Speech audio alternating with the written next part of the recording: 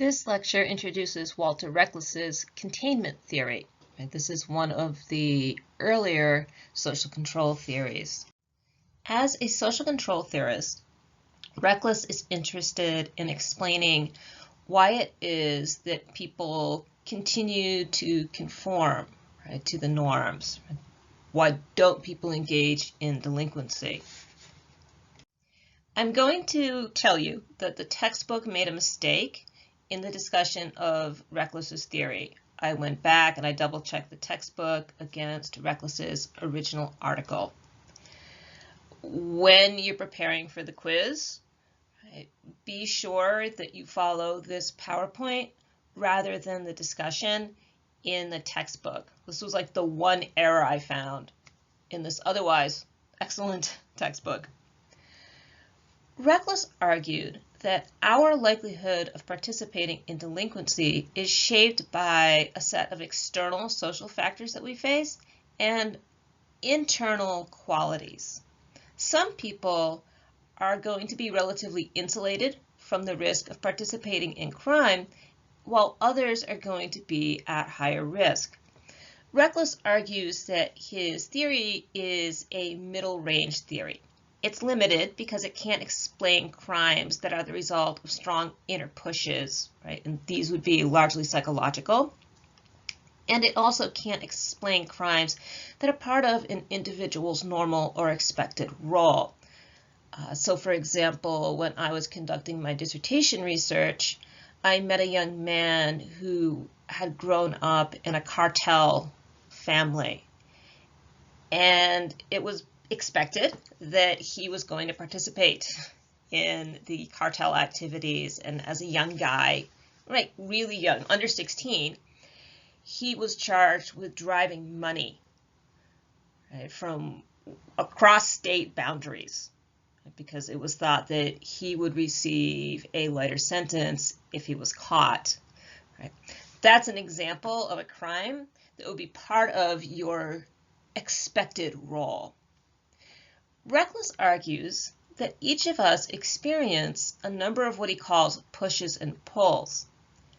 Pulls, or outer pulls, are environmental factors such as poverty, unemployment, the presence of youth street gangs in your communities, maybe there's a lot of drug dealers in the community, maybe there's a youth subculture that revolves around drug use activity in your community. Right? These are pulls because they pull you in. Inner pushes come from inside of you. These are your drives, your motivations, any frustration or hostility that you are experiencing. And these things both make it likely that you will participate, right? It increases your likelihood of participating in delinquency. However, we also experience something Reckless calls containment. Containment is what protects us. Right? It acts as an outer buffer against the pulls and the pushes that we're going to be experiencing. And Reckless argues that we have two kinds of containment. We have external or outer containment that involves attachments to people or institutions that represent the social order. This includes all of the legal demands and prohibitions that keep most people within the behavioral bounds of a society. It also includes the ways that social institutions around you, such as school, youth sports, the family, maybe your church, right, come to influence and reinforce norms, goals, and expectations. Now, expectations, we have to be really careful here. Reckless argues that expectations have to be reasonable. And we can think about if you are faced with a framework of expectations that is too high, right, how can that backfire? Right? That could potentially lead to more inner pushes, right? It could lead to frustration and anger, and I'm never going to be able to do it, so why bother? Reckless argues that a reasonable set of activities has to be available one that allows for exploration bounded by reasonable limits and that includes responsibilities. He argues that we have to have opportunities for individuals to experience inclusion and acceptance. And so that's really important when we think about juvenile corrections. Right? Everything can't be punitive. Containment is not about punishment. Containment is about investment. And containment helps to buffer an individual from the pressures they experience, right? These pushes and pulls.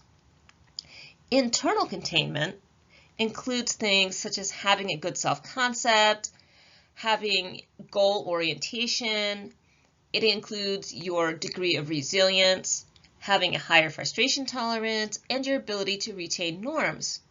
And internal containment represents the ability of the individual to be able to resist temptations to deviate from normative behavior. Right? And so to just define some of the terms, self-concept, this is a positive view of the self. We might think of this as self-esteem. Goal orientation, this requires that an individual has a realistic view of what goals are attainable. Right? I'm 5'3", and I'm a little bit clumsy, a lot clumsy. So for me, a career as a WNBA basketball player, probably not attainable unless I get some go-go gadget springs on my legs. Frustration tolerance. This is your ability to be able to exercise self-control and to deal with failures and setbacks. Norm retention refers to your acceptance or belief in conventional values, laws, and customs. Sometimes, Reckless argues, this belief in the norms can become weakened, and that could lead to crime. For Reckless, internal containment or inner containment is the most important because it tends to exert some level of control over the individual regardless of the outside environmental context. In spite of the pushes and pulls that we experience, Reckless argues that conformity is what usually happens, because in order for someone to commit a crime, they would have to break through, right, these outer or external and inner or internal containments.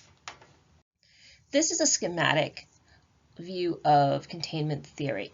Here, the independent variable is the type and degree of containment or buffers, right, or protective factors that you experience. The dependent variable is your participation in delinquent behaviors. The mechanism of action here is the type and degree of pulls or pushes that an individual experiences. So say, for example, you live in a very violent community. This could lead you to experience fear and anger and frustration. That would be your pushes. And then your pulls, right? Maybe there's a youth street gang that has, told you that, look, if you come with us, we'll protect you, right? That would be a pull within the community. Okay? So this has just been an introduction to Reckless's containment theory.